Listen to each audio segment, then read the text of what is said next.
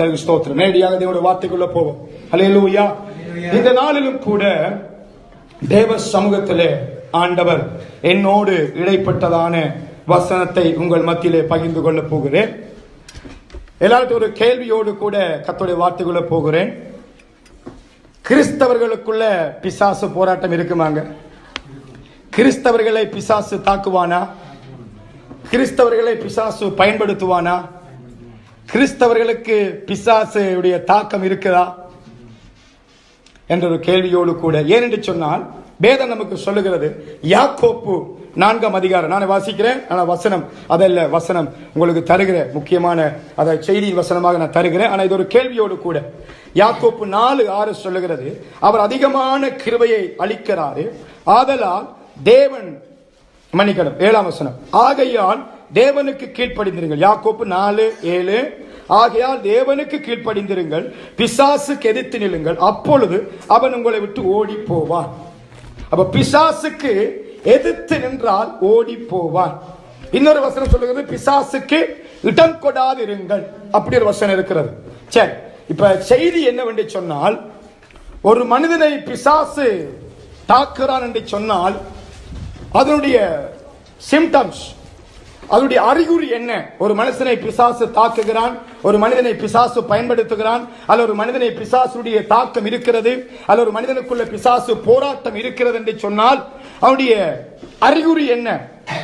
இந்த கேள்வியை எழுப்பும் பொழுது நீங்க எல்லாரும் நினைப்பீங்க, ஓகே நமக்கு என்னமோ இருக்கு, வியாதி இருக்கிறது பிசாசுன்னு சொல்ல போறா இருக்குது, போராட்டம் பிரச்சனை இருக்கிறது பிசாசு சொல்ல போறா இருக்குது, ஏதோ ஆபத்துக்கள் வர்றதை பார்த்து பிசாசு பிரச்சனை சொல்ல போறா இருக்குது. இல்ல, நீதிமானுக்கும் உபத்திரம் உண்டு, நீதிமானுக்கும் உபத்திரமும் உண்டு, நீதிமான்களுக்கும் பாடுகள் உண்டு, நீதிமான்களுக்கும் சவால்கள் உண்டு, நீதிமான்களுக்கும் எதிர்ப்புகள் உண்டு, நீதிமான்களுக்கும் அநேக போராட்டங்கள் உண்டு. ஆனால் போராட்டத்தை வைத்துக் கொண்டு நமக்கு விரோதமாய் சத்துரு கிரியை செய்றான். என்ன நம்ம எல்லாரும் சொல்றது அப்படித்தான். நமக்கு பிரச்சனையை வச்சு சொல்லுவோம், நான் கர்த்தருக்கு நிக்கிறபடியா பிசாசு என்ன சும்மா விடுறான் இல்ல, இப்படிதான் சொல்லுவோம் மறுபடிய பிரச்சனைகளை பார்த்து.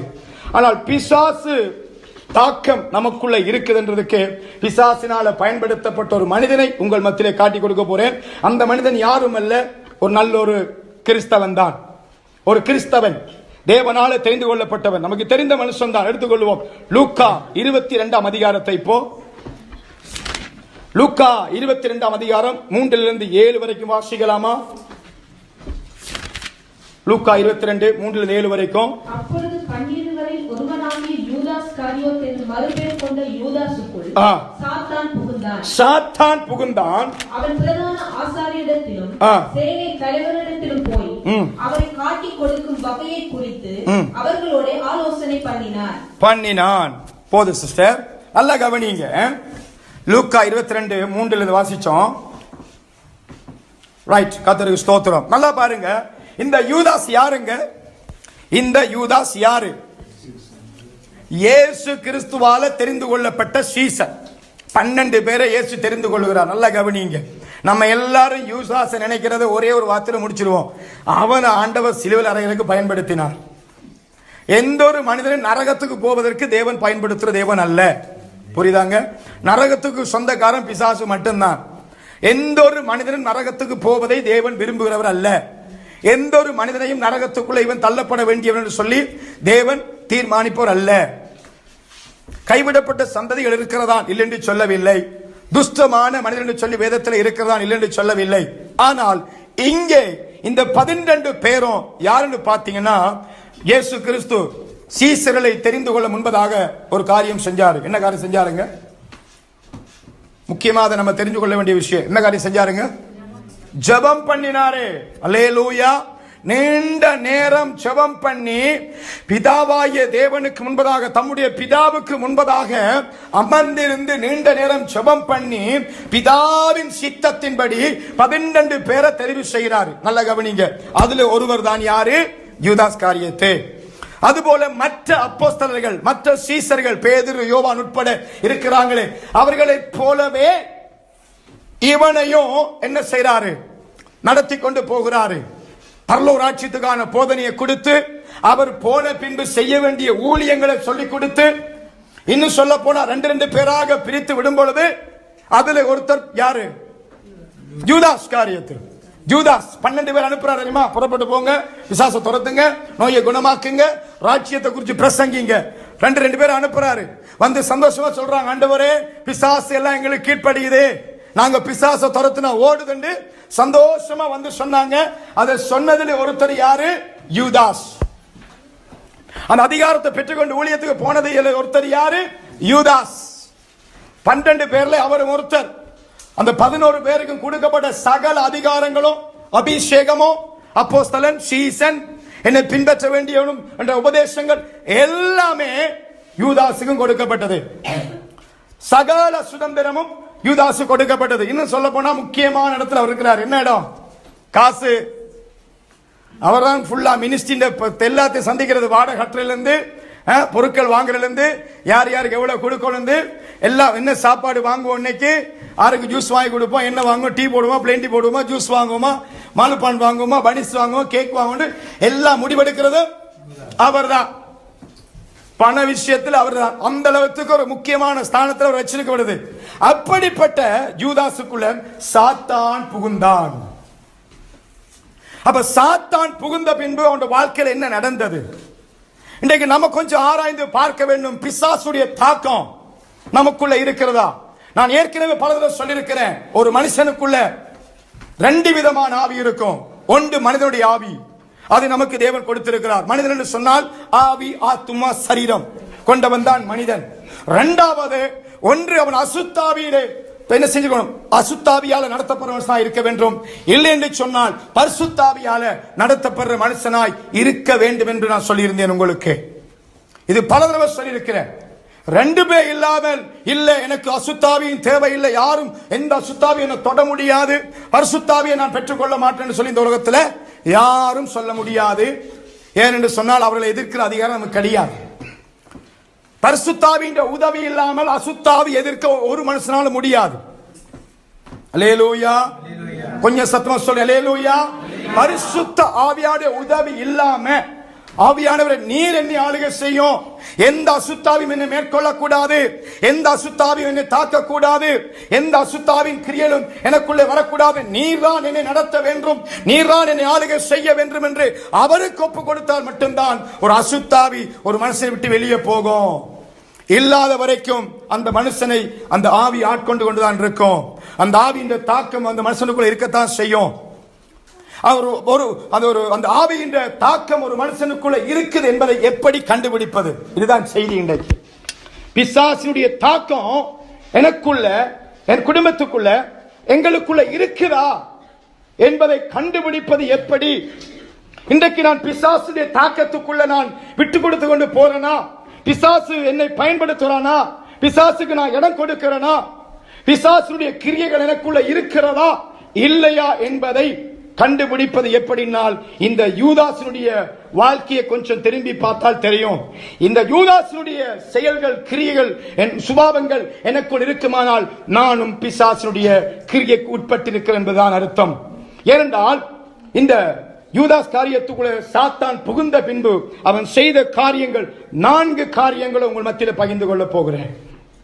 பிசாசு அதாவது யூதாசுக்குள்ள புகுந்த பின்பு அவனுக்குள்ள வெளிப்பட்ட 4 சுபாவங்கள், 4 சாயல்கள், அவனுடைய செயல்களை உங்கள் மத்தியில் பகிர்ந்து கொள்ள போறேன். அந்த சாயல் எனக்குள்ள இருக்குமானால் நானும் பிசாசுக்கு இடம் கொடுத்துக்கிட்டு தான் இருக்கிறேன்னு அர்த்தம் என்ன? அதான் உண்மை. நான் பிசாசுக்கு இடம் கொடுக்கிறேன். இல்ல பிரதர், எப்படி சொல்லுவீங்க? நாங்கெல்லாம் ஞானசாடித்து எத்தனை வருஷம், இதோ 3 வருஷமா இயேசு கூட இருந்தாரே, பிசாசுகளை துரத்தினாரே, அவருக்குள்ள பிசாசு பூர இல்லையா? அப்போஸ்தல பட்டம் பெற்றாரே, இயேசுவின் சீசன் என்று சொல்லி இயேசுவோடு கூட சுத்தினாரே, இயேசுடைய உபதேசத்தை நேரடியா கேட்டாரே, இயேசு கூடயே பந்தியில உட்கார்ந்து இருந்தாரே, இயேசு கூடயே புறப்பட்டு 3 வருஷம் வாழ்ந்தாரே. அவருக்குள்ளே பிசாசு வருமானால் நான் இடம் கொடுத்தால் எனக்குள்ளேயும் வரும். நான் பிசாசு இடம் கொடுத்தால் எனக்குள்ளேயும் வரும். நான் பிசாசு இடம் கொடுக்காமல் இருப்பதற்கு செய்ய வேண்டிய 4 காரியங்கள். இதை குறித்து பார்க்க வேண்டுமானால் மத்தேயு சம்பவத்துக்கு போகலாம். இந்த சம்பவம் அப்படியே மத்தேயு 26ஆம் அதிகாரத்துக்குள்ள வருகிறது. எடுத்துக்கொள்ளுங்க. ஏன்னு சொன்னால் நல்ல கவனிங்க. இது எப்ப நடக்கிறது? இது எப்ப நடக்கிறது சொல்லுங்க பார்க்கலாம்.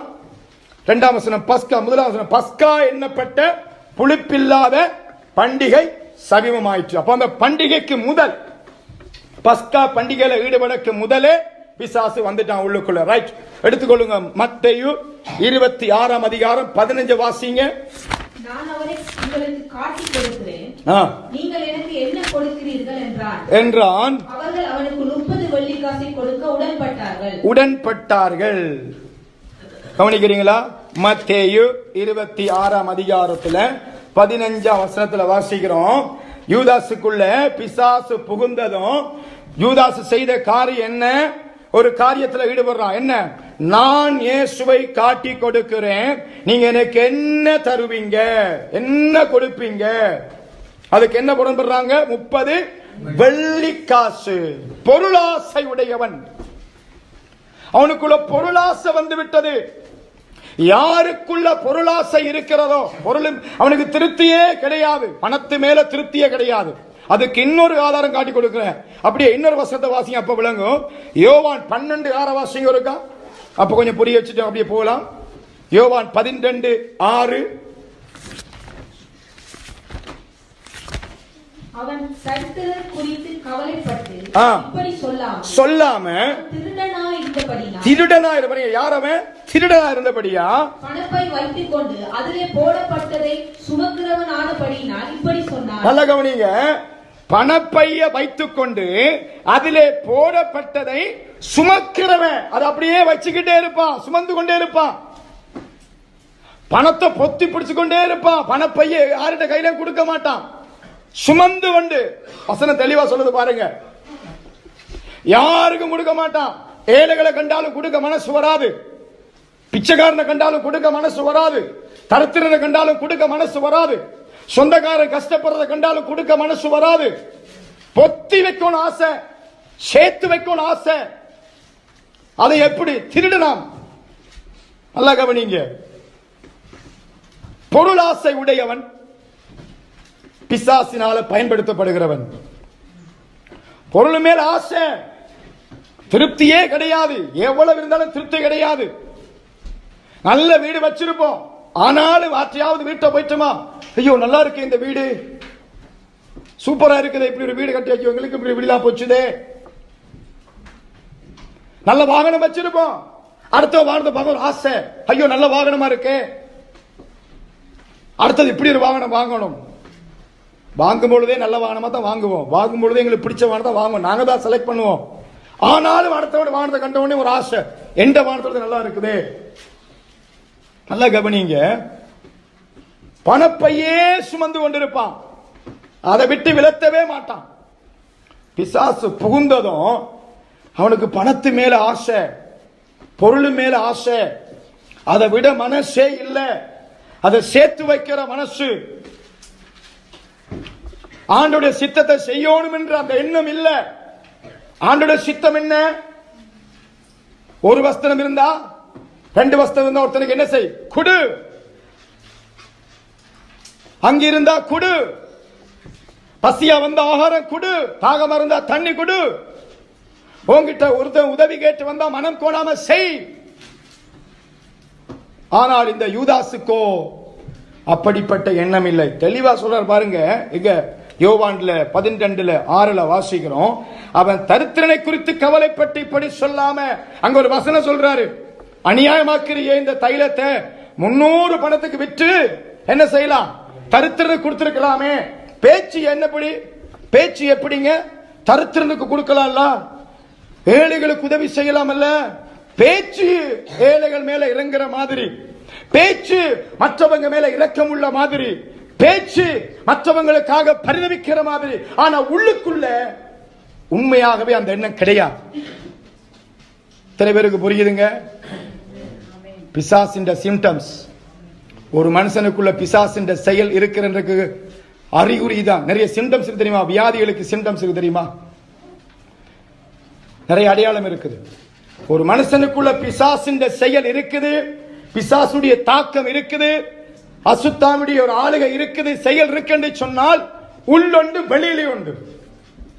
உள்ளுக்குள்ள என்ன? ஏழைகளுக்கு உதவுவது போல, உள்ளுக்குள்ள என்ன?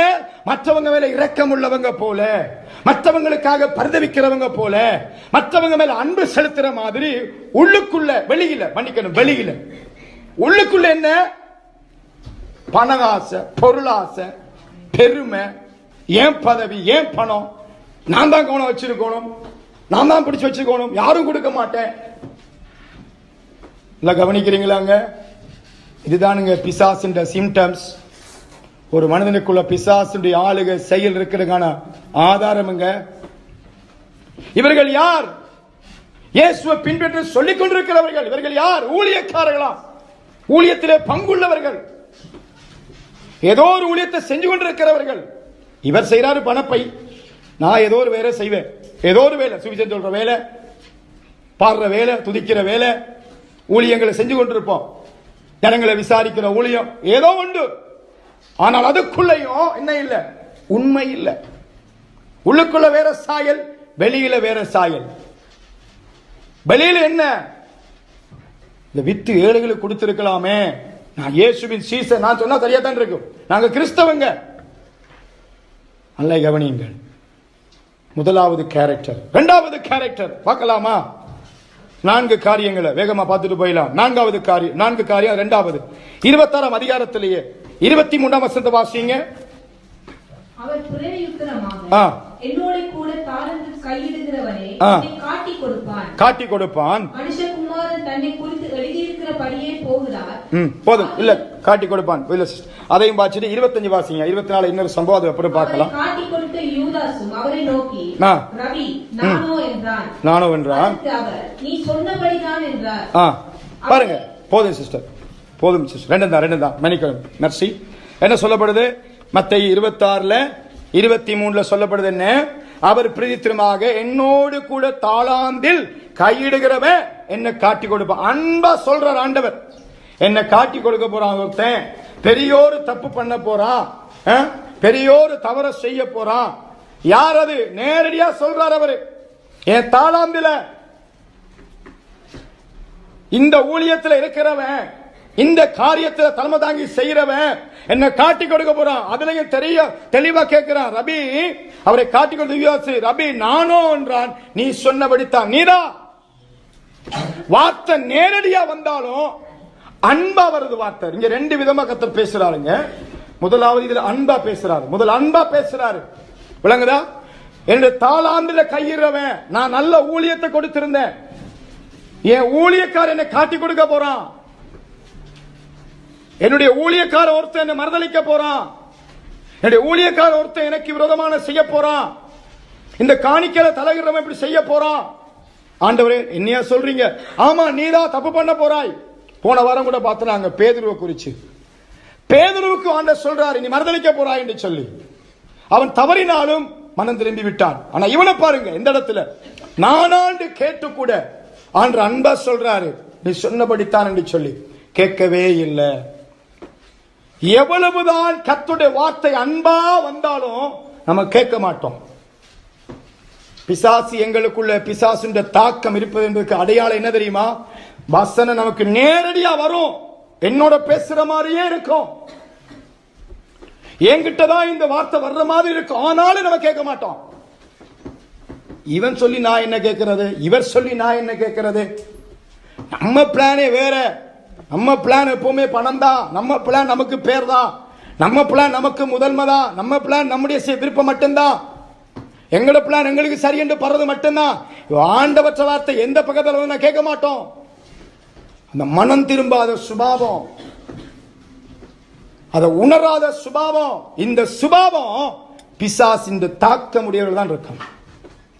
சாத்தான் பாருங்க, யூதாசுக்குள்ள புகுந்ததுனால இயேசு நேரடியா சொல்லி கூட அவன் உணர இல்லை. ஆண்டவர் என்னத்தான் சொல்றாரு கண்டுபிடிச்சிட்டாரு. ஏன்னா அவன் பின்னாடி போய் பேசிட்டு வந்துட்டான். நான் காட்டி கொடுக்கிறேன், எனக்கு என்ன தருவீங்க? 300 வெள்ளிக்காசு, 30 வெள்ளிக்காசு தாரம் என்று சொல்லியாச்சு. ரைட், சமயம் பார்த்து கொண்டிருக்கிறான். ஆனா இயேசு கண்டுபிடிச்சிட்டாரு. எப்பா நீ காட்டி கொடுக்க போற, எப்பா நீ தப்பு பண்ணிட்ட, நீ எனக்கு விரும்பமான காரியத்தை செய்ய போற. நேரடியா சொல்லியும் மனம் திரும்பவில்லை. காரணம் என்ன? பிசாசின் தாக்கம் அவனுக்குள்ள இருக்குது. பிசாசு உள்ளுக்கு புகுந்துட்டான். இன்றைக்கு நமக்கும் அப்படித்தான். எவ்வளவுதான் கர்த்தருடைய வார்த்தை வந்தாலும் மனம் திரும்புற ஐடியா இல்ல, வார்த்தை கீழ்ப்படுகிற ஐடியா இல்ல. இவர்களுக்குள்ள பிசாசின் தாக்கம் இருக்கிற, கீழ்ப்படிய விடாமல் தடுத்து வைத்துகிறவன் பிசாசு. அசுத்தாவி உடையவனுக்கு வார்த்தையை கேட்க முடியாது, அதை உணர முடியாது, அதற்கு ஒரு பயம் வராது. இன்னொரு வசனம் பாருங்களேன், இன்னும் கொஞ்சம் ஆழமா சொல்ல போனா 26 வாசிங்க, 24 இப்போ இருக்க வாசிங்க நடுவில். மனுஷகுமாரன் தன்னை குறித்து எழுதியிருக்கிறபடியே போகிறார். ஆகிய எந்த மனுஷனால் மனுஷகுமாரன் காட்டிக் கொடுக்கப்படுகிறாரோ அந்த மனுஷனுக்கு ஐயோ ஐயோ. அந்த மனுஷன் புறவாதிருந்தால் அவனுக்கு நலமாயிருக்கும். எச்சரிப்பின் செய்தி, எச்சரிப்பின் சத்தம். என்ன காட்டிக் கொடுக்க போறவனுக்கு ஐயோ, என்ன காட்டிக் கொடுக்க போறவன் புறவாதிருந்தால் நல்லோ. எச்சரிப்பின் சத்தம் வந்து கூட மனம் திரும்பல. கர்த்தருடைய வார்த்தை இன்றைக்கு எச்சரிப்பின் சத்தமாக ஒலித்துக் கொண்டே இருக்குது. கர்த்தருடைய வார்த்தை எச்சரிப்பின் சத்தமா ஒலித்துக் கொண்டிருக்கிறது. இதோ நான் சீக்கிரமாய் வரப்போகிறேன். நீதி செய்கிறவன் இன்னி நீதி செய்யட்டும், பரிசுத்தமாகிறவன் இன்னும் பரிசுத்தமாகட்டும், அசுத்தம் உள்ளவன் இன்னும் அசுத்தமாகட்டும், அநியாயம் செய்கிறவன் இன்னும் அநியாயம் செய்யட்டும், அவன் அவனுக்கு தக்கதான கிரியை என்னோடு கூட வருகிறது என்று ஆண்டுடைய எச்சரிப்பின் சத்தம் வந்து கூட இன்றைக்கு சபை பயப்படல. கர்த்தருக்கு இன்னும் கர்த்தருக்கு பயப்படுற பயம் இல்ல. காரணம் என்ன? பிசாசு புடிச்சிட்டான் ஜனங்களை. பிசாசு என்ன செஞ்சிட்டானுங்க? புடிச்சிட்டா. யூதாசுக்கு அப்படிப்பட்ட சத்தத்தை கூட பயம் உண்டாக்கல. பாத்தீங்களா? இயேசு நேரடியா சொல்றாருங்க, இது ஊழியக்காரன் கூட இல்ல. இப்ப அதை விட ஒரு பக்கம், இவன் என்ன எங்களுக்கு பெரிய பிரசங்கம் பண்றது? பிரசங்கம் பண்றவன் கழுதையா இருக்கட்டும், பிரசங்கம் பண்றவன் காகமா இருக்கட்டும், பிரசங்கம் பண்றவன் ஒன்றிந்து உதவாதனா இருக்கட்டும், பிரசங்கம் பண்றவன் படிக்காதனா இருக்கட்டும், பிரசங்கம் பண்றவன் அறிவில்லாதனா இருக்கட்டும், பிரசங்கம் பண்றவன் அனுபவம் இருக்கட்டும், ஆனா பிரசங்கிக்கிற வார்த்தை கர்த்தருடைய வார்த்தை. அல்லேலூயா. கர்த்தருடைய வார்த்தைக்கு பயம் வரணும். மறுதலிக்கிறவனுக்கு ஐயோ, பரிசுத்தமாய் வாழாதவனுக்கு ஐயோ, கர்த்தருடைய வார்த்தை கீழ்ப்படியானுக்கு ஐயோ என்றா அந்த பயம் வரணும். வரல. காரணம் என்ன? பிசாசின் தாக்கம். விடுறானில்ல பிசாசு. நல்ல கவனிங்க, ஒரு மனுஷனுக்குள்ள பிசாசு இருந்தால் ஆண்டவர்ட்ட சத்தம் எவ்வளவு எச்சரிப்பா வந்தாலும் கேட்க மாட்டான். பாருங்க, யூதாச தெளிவா சொல்ற ஆண்டவர், என்ன காட்டி கொடுக்க போறவனுக்கு ஐயோ. ஐயோன்னா என்ன? ஆபத்து வரும். அவன் பிறமாவில் இருந்தா நலம், அவன் பிறக்காம இருந்தா நல்லா இருந்திருக்கும். அவ்வளவுக்கு அவன் மோசமான நிலைக்குள்ள போக போறான் என்று கர்த்தர் எச்சரிக்கிறார். என்ன காட்டி கொடுக்கிறவன் வாழ்க்கை பரிதாபமா போப்பது, அவன் நிலைமை பரிதாபமா போப்பது. என்னை காட்டி கொடுக்கிறவன், என்னை மறுதலிக்கிறவன், வார்த்தை கீழ்ப்படியாதவன், எனக்கு பயப்படாதவன் நிலைமை பரிதாபம், அவன் முடிவு பரிதாபம் என்று கர்த்தர் தெளிவாய் வசனத்தில் சொல்லியும் பயம் வரல. என்ன? எனக்குள்ள பிசாசின் தாக்கம் இருக்குது. வெளியெல்லாம் தெரியாதுங்க, நம்ம எல்லாருக்கும் தெரிஞ்சது என்ன? கைய வச்சா அப்படி ஆடி விழும், அதான் பிசாசு. கைய வச்சா பாம்பு மாதிரி ஆடும், அதான் பிசாசு. நம்ம எல்லாரும் முத்திர குத்திட்டு அதான் பிசாசு இல்ல. பிசாசு இயேசுவோடு கூட இருந்தது. பிசாசு பிடித்தவன் இயேசுவோடு கூட இருக்கிறான். பிசாசு பிடித்தவன் இயேசுவோடு சேர்ந்து ஊழியம் செய்கிறான். பிசாசு பிடித்தவன் இயேசுவோடு நானாண்டவரே. பிசாசு பிடித்தவன் இயேசுவோடு நல்லவன் போல நிற்கிறான். அவன் நுரையுங்க கேள பாம்பு மாதிரி ஆடவும் இல்லை, விழவும் இல்லை, ஒன்றும் இல்லை. அவன் சுபாவம் தான் பிசாசின் செயலை காட்டி கொடுக்கிறது. நம்ம நினைச்சிடக்கூடாது, நம்மளாம் அந்நிய பாஷை பேசுறோம், எங்களுக்கு எப்படி பிசாசு வரும்? கர்த்தருக்கு பயப்பட இல்லையா? பிசாசின் கிரியல் இருக்கிற அர்த்தம். பொருளாசையால் நிறைஞ்சிருக்கிறோமா? திருப்தியே இல்லையா? பணஆசை, பொருளாசை, ஆசை ஆசை ஆசை. பணஆசை எல்லா தீமைக்கும் வேர். பணப்பிரியன் பணத்தில் திருப்தி அடைய மாட்டான். பொருளாசை உடையவன் பொருளாசையில் திருப்தி அடைய மாட்டான். அவன் கண்கள் கூடாகி போய்விடும். பிரசங்கில பார்க்கிறோம், நீதிமொழிகளை பார்க்கிறோம். அவ பணஆசை உடையவன் பிசாசின் கண்ட்ரோல்ல இருக்கிறான். எவ்வளவுதான் வார்த்தை வந்தாலும் மனம் திரும்பாதவன் கர்த்தருடைய கண்ட்ரோல்ல இல்ல, பிசாசின் கண்ட்ரோல்ல இருக்கிறான். எச்சரிப்பின் சத்தம் வந்தாலும் பயம் வருதில்லை. பாருங்க, ஹல்லேலூயா. நிறைய பேருக்கு நித்திரை வருது. ஹல்லேலூயா. நேற்று எத்தனை மணிக்கு படுத்தீங்க எல்லாரும்? தெரியுதான பிரதர், நேற்று சனிக்கிழமை கொஞ்சம் அப்படித்தான் எல்லாம் உட்காந்து ஃபோன் கதைச்சு, டிவி பார்த்து, ஃபோன் பார்த்து, யூடியூப் பார்த்து, இப்போ கொஞ்சம் லைட்டாக தூங்குறோமே. ஹல்லேலூயா. எச்சரிப்பின் சத்தம் வருகிறது. கர்த்தருடைய வருகை சமீபம். வருகைக்கான அடையாளங்கள் நிறைவேறிக் கொண்டிருக்கிறது. கர்த்தருடைய வருகைக்கு ஈசீசர் கேட்கிற ஆண்டவரே, உம்முடைய வருகைக்கும் உலகத்தை முடிவுக்கும் என்ன அடையாளம்? யுத்தங்களின் செய்திகளை கேட்பீங்க. ராஜ்யம் எழும்பும். கேள்விப்பட்டு இருக்கிறோம், யுத்தங்கள் பெருகி கொண்டு போகுது. பிரான்ஸை விட்டு ஓடுற நிலைமை வரும், ஆனா ஓடையிலாது. நேற்று முன்ன ஒரு சகோதரியோட கலைக்கும் போது கேட்டாங்க, என்ன சொன்னாங்க, நீங்க நேற்று நினைக்கிறேன் எல்டிடியில இருந்த நீங்க தானே, உங்களுக்கு கொஞ்சம் ஓரளவு தெரியும் என்ன சண்டையில இருந்த அனுபவம். நான் சொன்னேன், அங்க இருந்த வெப்பன்ஸுக்கு இங்க இருந்த வெப்பன்ஸுக்கும் சம்பந்தமே இல்லை. அங்க இருக்கிற வெப்பன்ஸ் வரும்போதே நாங்க பார்ப்போம் தான், செல்லு வருது அப்படியே படுத்துருவோம். இப்பெல்லாம் அப்படி இல்லை, மின்னல் வேகம். நீங்க ஆயுதங்களை குறிச்சு நீங்க இப்ப போடுறாங்க, நீங்க ஒன்னும் செய்ய தேவையில்லை. இதெல்லாம் தேஃபாம்ல பார்த்தாலே தெரியும். இந்த இப்ப போடுறாங்க பிரெஞ்சு நியூஸ்ல பாருங்க, தேஃபாம் பாக்குறீங்க. யாரெல்லாம் தேஃபாம் பாக்குறீங்க போய் பாருங்க. ஆயுதங்களை காட்டுறாங்க, பழைய ஆயுதங்களை காட்டுறாங்க. ரஷ்யா நியூஸ பாருங்க, பிபிசியில பாருங்க, காட்டுறாங்க ஒவ்வொரு வெப்பன்ஸ்ல சைஸுகளை. எல்லாம் பெரிய பெரிய அண்டா, எல்லாம் வாகனங்கள் சைஸ், எல்லாம் தென்னை மரம், பனை மரம் மாதிரி பெரிய பெரிய மரங்கள் சைஸ். யாரும் தப்பிக்க முடியாது. ஆனால் ஒருத்தனால தப்ப முடியும், கர்த்தருடைய வருகை காய்த்தமாய் நிற்கிறவனா. ஹல்லேலூயா. கர்த்தருக்கு பயப்படுற மனுஷனால மட்டும்தான் தப்ப முடியும். அவற்ற வருகைக்கு ஆயத்தமாகிற மனுஷனால தப்ப முடியும். இந்த பெரிய அணுவாயுதம் வரட்டுங்க, இயேசுவை தாண்டிய அணுவாயுதம் பெருசு. ஆனா இயேசு இல்லைன்னா அணுவாயுதத்துக்கு சிக்கிரும். இயேசுவை பிடிச்சுக்கிறவன் அணுவாயுதத்துக்கு பயப்பட தேவையில்லை. அப்படிப்பட்ட ஒரு சூழ்நிலை அங்க நிக்கிறோம். அப்போ அன்பா சொன்னாலும் கீழ்ப்படியறதா இல்ல. எச்சரிப்பு உனக்கு, ஐயோ நீ பிறக்காமல் இருந்தா நல்லா இருக்கும். கடுமையான எச்சரிப்பு. மனம் திரும்பு, மனம் திரும்பு. உன் பாரம்பரியத்தை விடு, உன் சாபத்தை விடு, உன் பாவத்தை விடு, உன் சுபாவத்தை விடு, எச்சரிப்பு. ஆனாலும் மனம் திரும்ப தயாரா இல்ல. ஏனென்றால் உள்ளுக்குள்ள இருக்கிற ஆவி வேற ஆவி. உள்ளுக்கு இருக்கிற ஆவி வேற ஆவி. என்ன வச்சு கண்ட்ரோல்ல வச்சுக்கிற ஆவி வேற ஆவி. அது வெளியே தெரியாது. என்ன வெளியில யாரு தரித்திரனுக்கு கொடுக்கிறவன், வெளியில யாரு அன்புள்ளவன், வெளியில யாரு இரக்கம் உள்ளவன், வெளியில யாரு ஊழியக்காரன், வெளியில யாரு இயேசுவோடு கூட இருக்கிறவன், வெளியில யாரு அந்த 12 பேர்ல ஒருத்தன், வெளியில யாரு 3 வருஷமா இயேசுவோடு கூட இருந்து நல்ல வார்த்தையை கேட்டு வளர்ந்தவன்.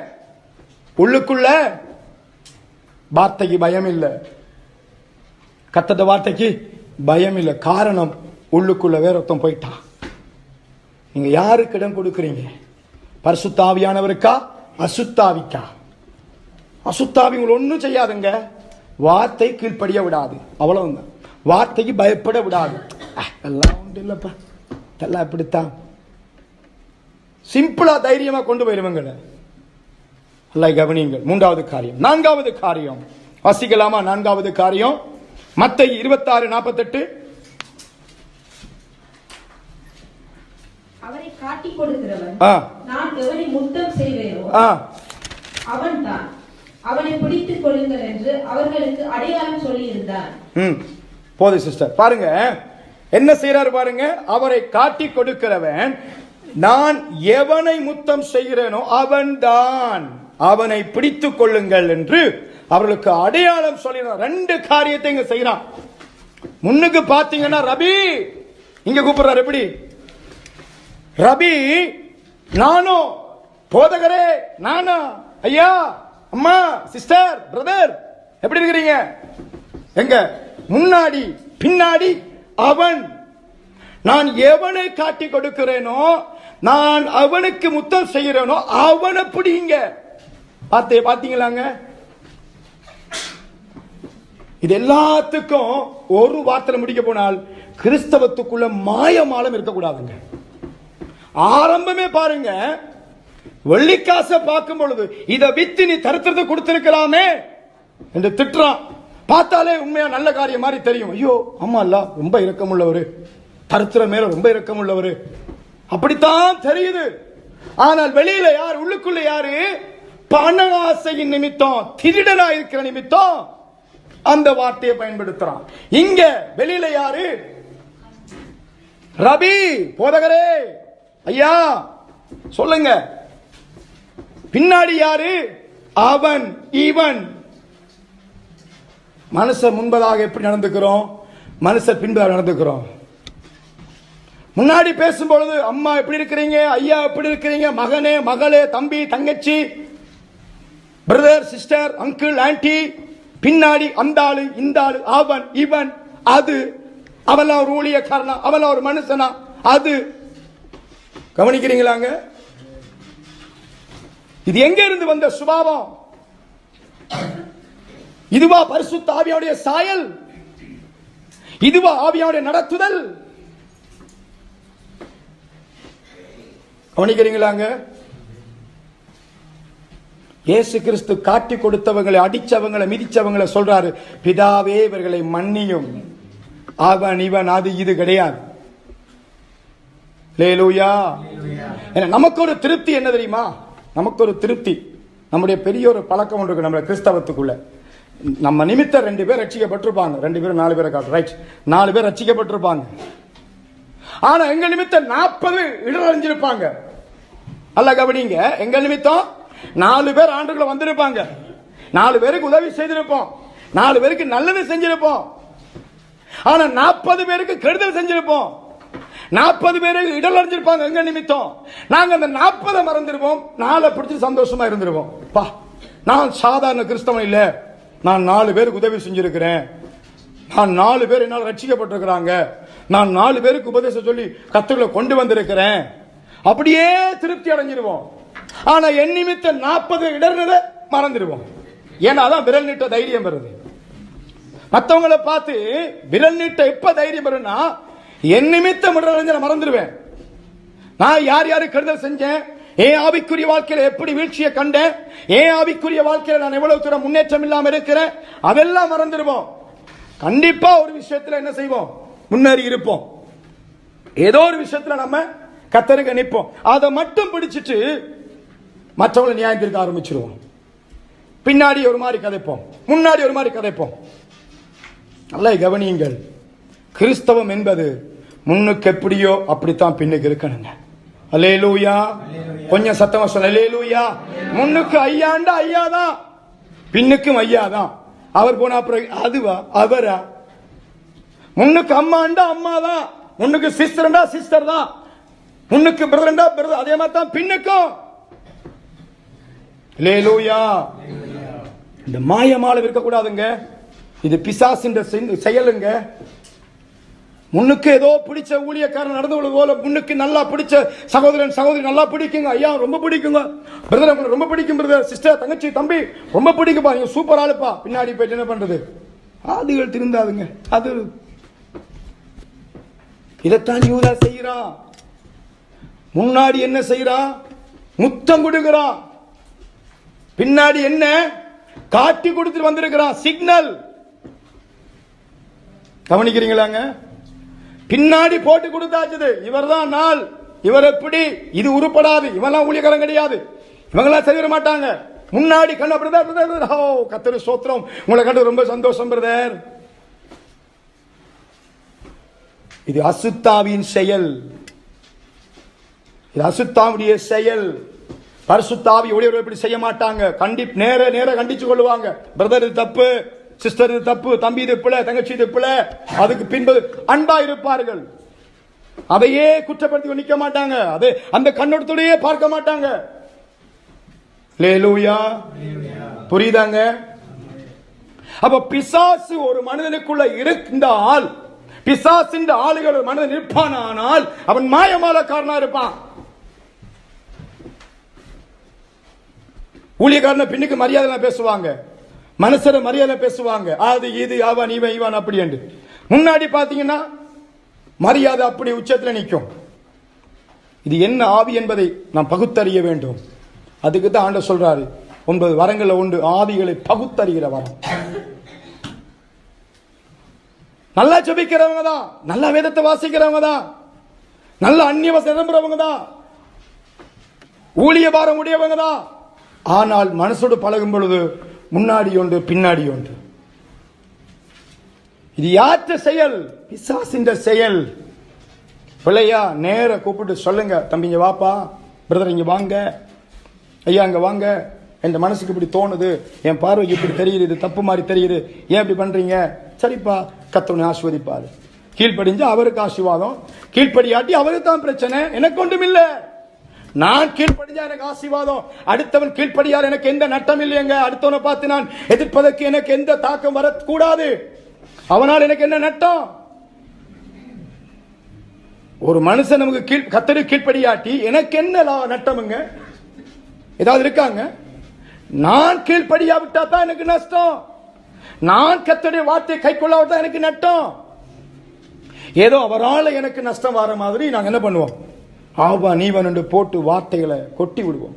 இயேசுவை அநாகரிகமாய் பேசுறான். மதிக்கப்பட வேண்டியவர், கனத்துக்குரியவர். இந்த வாலிய பிள்ளைகளுக்கு இது செய்தி இல்லை, ஆனால் ஞாபகம் மறுபடியா சொல்றேன். இந்த வாலிய பிள்ளைங்க சின்ன வயசு ஒரு பழக சின்ன பிள்ளை தான். பெரிய ஆட்களை அம்மா, ஐயா, ஆன்டி, அங்கிள், பிரதர், அண்ணா, தம்பி, தங்கச்சொண்டு உறவு முறை வச்சு கூப்பிட்டு பழகுங்க. இந்த ஸ்கூல்ல சொல்லிக் கொடுக்க நினைக்கிறேன். இன்றைக்கு இந்த பிரெஞ்சு ஸ்கூல்ல ஒரு பிள்ளையான காரியம் சொல்லிக் கொடுக்குறாங்க. வயசானவங்களும் பேசிட்டு தான் கூப்பிடுவாங்க. அப்படித்தானேங்க? அப்படியா? ஆமா, இந்த எல்லாம் விளையாடுறாங்க பாருங்க. டீச்சர்ஸ் மாதிரி பேச சொல்லி கூப்பிடுவீங்க மேக்சிமம். அப்படியா? இல்லையா? அப்ப யாரை கூப்பிடுறது பேச சொல்லி? வேறுபாடு இல்லாம கூப்பிடலாம். அப்படியா? ஏன்னா பார்க்க தெரியுது, அதை தப்பா சொல்லல. ஆனால் சபையின் ஒழுக்கம், கிறிஸ்தவ பிள்ளையுடைய சாயல், பெரியவங்களை முறை சொல்லி கூப்பிடுங்க. அண்ணா அண்ணாண்டு சொல்லுங்க. உங்களை வயசுக்கு மேற்பட்டவங்க அண்ணா அண்டுங்க, அக்கா அண்டுங்க, சிஸ்டர் அண்டுங்க, பிரதர் அண்டுங்க, அங்கிள் அண்டுங்க, ஆன்டி அண்டுங்க, அம்மா அண்டுங்க, ஐயா அண்டுங்க. அதான் உறவு முறை, அதான் கணம். வாலிய பிள்ளைகளுக்கு அந்த சொல்மொழி வரணும், அந்த ஒழுக்கம் வரணும். ஸ்கூல்ல வேணா எப்படின்னா இருக்கட்டும், அவங்க சொல்லிக் கொடுப்பாங்க. எல்லாரும் அப்படித்தான் பேர் தான் சொல்லி கூப்பிடுவாங்க. அப்படிதான் கேள்விப்பட்டிருக்கேன். அது நார்மல் அண்டு. கர்த்தருக்குள்ள இந்த சாயலை தரித்துக் கொள்வோம். மற்றவங்களை கனம் பண்ற சாயல், மற்றவங்களை மதிக்கிற சாயல். அல்லேலூயா. அப்போ இங்க பிசாசின் செயல் என்ன? என்ன பண்றான்? மாயமாலம் பண்றான், வந்து கட்டி பிடிக்கிறான், முத்தம் கொடுக்கிறான். வெளியில பார்த்தா அன்பானவன் போல, ஆனா செயல் என்ன? காட்டி கொடுக்கிறது. பின்னாடி என்ன? அவன் இவன். யோசிச்சு பாருங்க. ஆண்டவர் இயேசு கிறிஸ்துவை காட்டி கொடுக்க திட்டம் போட்டது எப்போ? பஸ்கா பண்டிகைக்கு முதல். நல்லா கவனிக்கணும். இந்த வாட்சி பார்த்தா தெரியும். பஸ்கா பண்டிகைக்கு முன்னாடியே பிளான் பண்ணியாச்சு. பிசாசும் வந்துட்டார், உள்ளுக்குள்ள வந்துட்டான். அதுல இருந்து இயேசு கூட உட்கார்ந்து சாப்பிடுறான். இயேசுவ ரபி என்றான். இயேசு கூட இருந்து ஆலோசனை கேட்கிறான். இயேசு கூட செயல்படுறான். எல்லாம் செய்துட்டு பின்னாடி போயிட்டு காசையும் வாங்கிட்டு அவன் இவன் என்று கதைச்சு மரியாதை பேசிட்டு முன்னாடி வந்து முத்தம் கொடுக்கிறான். காட்டி கொடுக்கிறவன் முத்தம் கொடுத்து காட்டி கூட வேற ஏதாவது காட்டி கூட தானே. என்ன அதான் சுகம். அப்பதான் நமக்கு என்ன? வெளியில நல்ல பேர், வெளியில நாங்க கிறிஸ்தவங்க, வெளியில நாங்க அன்பானவங்க, வெளியில நாங்க பண்பானவங்க, வெளியில நாங்க ஒழுக்கமானவங்க, வெளியில நாங்க வைராக்கியம் உள்ளவங்க. உள்ளுக்குள்ள பாத்தீங்கன்னா காட்டி கொடுக்கிறவங்க, போட்டு கொடுக்கிறவங்க, கொலிவு விடுறவங்க, மாட்டி விடுறவங்க, புலம்புறவங்க, திட்டுறவங்க, கசப்பு வைக்கிறவங்க. இது உள்ளுக்கு ஒரு சாயல். இதுதான் பிசாசு நடைமுறை இருக்கிறவங்களுடைய சிம்டம்ஸ். அல்லேலூயா. எத்தனை பேர் சொல்றீங்க அல்லேலூயா? அப்போ நம்முடைய சாயல் உள்ளுக்கு எப்படியோ அப்படித்தான் வெளியில இருக்கணும். வெளியில கண்டிப்பா, உள்ளுக்கும் கண்டிப்பு தான். உள்ளுக்கு அன்பா, வெளியிலே அன்பு தான். வெளியில அண்ணாவா, பின்னாடியும் அண்ணாதான் எனக்கு. அவர் முன்பதா இருக்கும்போது அண்ணா மட்டும் இல்லை, அவர் இல்லாவிட்டாலும் அவர் அண்ணாதான் எனக்கு. ஒரு மூத்த ஊழியக்காரன் பாஸ்டர் தேவகுமார் என்று சொல்லி இருக்கிறாரு சென்னையில. அவர் சொல்லுவாரு, அவருடைய பழக்கம் ஒன்று இருக்கிறது. என்னென்று சொன்னால், யாராவது குறித்து பேச வரும்பொழுது அந்த நபர் இல்லையா, தம்பி பேசாதப்பா, இந்த நபர் இந்த இடத்துல இல்லாதபடி என்ன செய்யாத, அவரை பற்றி பேசாத. யாரையும் அவர்கிட்ட வந்து புலம்ப விட மாட்டார். அவர் செய்தியில் கேட்கும் போது அந்த சாட்சியை சொன்னார். யாரும் வந்து அவர்கிட்ட யாரை பற்றியும் குறை சொல்ல விட மாட்டார். குறை சொல்ல போறியா யாரை குறிச்சு, அவரை கூட்டுவா, அவரை கூட்டி வந்து நேர வச்சு சொல்லு. பாஸ்டர் இவர் இப்படி பண்றாரு, நான் பார்த்தேன், கொஞ்சம் கண்டிச்சு வைங்க. நேர ஹல்லேலூயா. நேர பிரதர் ஒரு பிள்ளை நான் கண்டு வச்சேன், கவனிச்சேன், இவர் தப்பு பண்றாரு, நேர கவனிக்கிறீங்களாங்க? பிசாசின் செயல்பாடு நமக்குள்ள இருக்குமானால் நாங்கள் பிசாசின் தாக்கத்துக்கு இருக்கிறோம். அவன் ஆளுகை இருக்கணும். இந்த கேரக்டர் இயேசு கிடையாதுங்க. இயேசுடைய கேரக்டர் வேற, பரிசுத்தாவுடைய செயல்பாடு வேற. அது நேர நேர பிள்ளையண்டா பிள்ளை, ஐயா பிள்ளை, அம்மா பிள்ளை, தம்பி பிள்ளை, தங்கச்சி இது தப்பு, அண்ணா தம்பு, இது அவ்வளவுதான் வசனத்தை விட இது பிள்ளை. மற்றும்படி நீங்க எனக்கு அன்பானவங்க, ரொம்ப கனத்துக்குரியவங்க, தேவனுடைய பிள்ளைகள், நாங்க தேவனுடைய ஜனம், நாங்க ஒரு ரத்தத்தால கழுவப்பட்டு நாங்கள் சத்துரு கிடையாதுங்க. கிறிஸ்துவுக்குள்ள நாங்க ஒரு குடும்பம். எங்களுக்குள்ளேயே இந்த விரோதம் இருக்குமானால் இதை எழுப்பி விடுகிறவன் யார் என்பதை நாம் இலகுவா இனம் காண முடியும். எங்களுக்குள்ளேயே ஒரு மாயமானத்தை உண்டாக்குவானா இருந்தால், எங்களுக்குள்ளே ஒரு போட்டி பொறாமை உண்ட வருமானால், எங்களுக்குள்ளே ஒரு வாக்குவாதம் வருமானால், எங்களுக்குள்ளே ஒரு மாயமாலமான அன்பு வருமானால், அது சத்துருடைய செயல் என்பதை புரிந்து கொள்ளுங்கள். ஏனால் இயேசு எதிர்பார்க்கிறது எல்லாத்திலும் உண்மையாயிரும். அல்லேலூயா. உன் அன்பில உண்மை இருக்கணும், உன் வாழ்த்துதல உண்மை இருக்கணும், உன் கண்டிப்புல உண்மை இருக்கணும், உன்னுடைய உறவில உண்மை இருக்கணும். அவர்கள் தான் பரிசுத்த ஆவியால் நடத்தப்படுகிறவர்கள். அப்போ பிசாசுக்கு எதிர்த்து நில்லுங்கள் என்று சொன்னால், இந்த சுபாவங்களுக்கு நாம் எதிர்த்து நிற்பதுதான் பிசாசு எதிர்த்து நிற்ப. நாங்கெல்லாம் நினைக்கிறது அப்பாலே போ, அப்பாலே போ, இயேசு நாமத்துல போ, இதான் எதிர்க்க நினைச்சுக்கிட்டு இருக்கோம். நம்ம எல்லாம் எதிர்க்கிறா என்ன? முழங்கால இருந்து போ சாத்தானே, இதான் எதிர்ப்பு. இயேசுவின் நாமத்தில் கடிந்து கொள்ற நமக்கு தெரிஞ்ச எதிர்ப்பு இதுதான். இது இல்லைங்க, உள்ளுக்குள்ள சரியா இருந்தா கிட்ட வரமாட்டான், இடம் இல்ல, உள்ளுக்குள்ள வரமாட்டான். பணகாசை இல்லாம, பொருளாசை இல்லாம, திருட்டுத்தனம் இல்லாம இருப்போமானால், கர்த்தருடைய வார்த்தை அன்பா வருதா, கண்டிப்பா வருதா, அதற்கு கீழ்ப்படிவோமானால், உள்ளொன்று புறமொன்று இல்லாமல் கர்த்தருக்கு உண்மையாய் ஜனங்களை உண்மையா இருப்போமானால் பிசாசு தொட முடியாதுங்க. வந்து பாப்பா, இவங்கிட்ட நெருங்க முடியாதுப்பா, இவன் ரொம்ப பயப்படுறான் வசனத்துக்கு, இவன் ரொம்ப நடுங்குறான் வசனத்துக்கு, இவனெல்லாம் தொட வாய்ப்பு இல்லை, இவங்கிட்ட ஒரு வாய்ப்பும் இல்லை, விட்டுட்டு போயிடுவானுங்க. நம்ம தான் கூப்பிட்டு உள்ளுக்கு வச்சிருக்கிறது, அப்புறம் நாங்களே போ போ போன்றது. கூப்பிட்டதே நாங்கெல்லாம் வா வா வா, நான் எல்லாம் வசதி கீழ்ப்படிய மாட்டேன், நான் எல்லாம் மாற மாட்டேன், நான் இப்படியே தான், நான் எந்த காலத்து ஆள், எனக்கு என்ன அனுபவம் என்று நாங்க தான் அவனை கூப்பிடுறோம், அப்புறம் நாங்களே போ போன்றோம். கவனிக்கிறீங்களாங்க? அப்போ பிசாசு யூதாசுக்குள்ள புகுந்த பின்பு இந்த சுபாவம் வெளிப்பட்டது. இயேசுவுக்கு முன்பதாகவே தைரியமா வந்து முத்தம் கொடுக்கிறானுங்க. யோசிச்சு பாருங்க, இயேசுவுக்கு முன்பதாக ஒன்னா உட்கார்ந்து சாப்பிட்டு சிந்திச்சு பாருங்க, யூதாசுக்கு எவ்வளவு தூரம் பிசாசு இடம் கொடுத்துட்டாண்டு. இன்றைக்கு நாங்கள் அப்படித்தானுங்க. முன்னாடி பார்த்தா அம்மா, ஐயா, தம்பி, தங்கச்சி அப்படியே ஐயோ சும்மா சும்மா அப்படியே அப்படி உருகிறோம். ஆனால் உள்ளுக்குள்ளேயோ உண்மையான அன்பு இல்ல, உண்மையான ஒரு பாரம் இல்ல, உண்மையான ஒரு தாக்கம் இருதயத்துக்குள்ள இல்ல. இயேசுவை வந்து முத்தம் கொடுக்கிறானுங்க. ஆனால் அதற்கு முன்பதாக என்ன செஞ்சிட்டான்? 30 வெள்ளி காசு வாங்கிட்டான், காட்டி கொடுத்துட்டான். கொண்டு போங்க, என்ன வேணாலும் பண்ணுங்க, நான் காட்டி கொடுக்கிறேன் அவரை. 3 வருஷம் ஒண்டா இருந்து சாப்பிட்டு உருண்டு பிறண்டு ஒன்னா சுத்தி அவருடைய அதிகாரத்தை வாங்கிக்கொண்டு பிசாசை துரத்தி ஊழியம் செய்து நான் சீசன் என்று பெயர் பெற்று, நாங்கள் அப்போஸ்தலர் என்று பெயர் பெற்று விளங்கினவன் முத்தம் கொடுத்து காட்டி கொடுத்துட்டான். அன்பு என்ற பெயர்லயே நம்ம நிறைய பேர் ஏமாத்தி விட்டுருவோம். விளங்குதா? ஏன்னா நேர நேரம் ஏமாத்த முடியாதுல்ல, கண்டுபிடிச்சிருவாங்க. நேரம் கொஞ்சம் முறாச்சவனே, ஓ கொஞ்சம் டேஞ்சர் ஆனால் கொஞ்சம் கவனமா இருப்போம். அன்பு காட்டின என்ன செஞ்சிருவோம், நம்பிடுவோம் உடனே. அது உண்மையான அன்பா இருக்க வேண்டும். அல்லேலூயா, அல்லேலூயா. அந்த உண்மையான அன்பு தான் பரிசுத்த ஆவியில நிறைந்து வர்ற அன்பு. உண்மையா இருக்க வேண்டும். யாரும் இழந்திருக்கலாமா? எல்லாரும் அப்படியே ஆண்டவர் சமூகத்தை நோக்கி பிசாசுக்கு இடம் கொடாமல் இருப்பதற்கு நம்ம இல்லாம கொஞ்சம் சோதிச்சு பார்க்கலாமா? கர்த்தருடைய வார்த்தை வரும்பொழுது எப்படி இருக்கு நமக்கு? 4 காரியங்களை பார்த்தோம். ஒன்று, பிசாசு உள்ளுக்குள்ள வரும்பொழுது அவனுக்குள்ள பணகாசை, பொருளாசை, திருட்டுத்தனம், திருட்டு.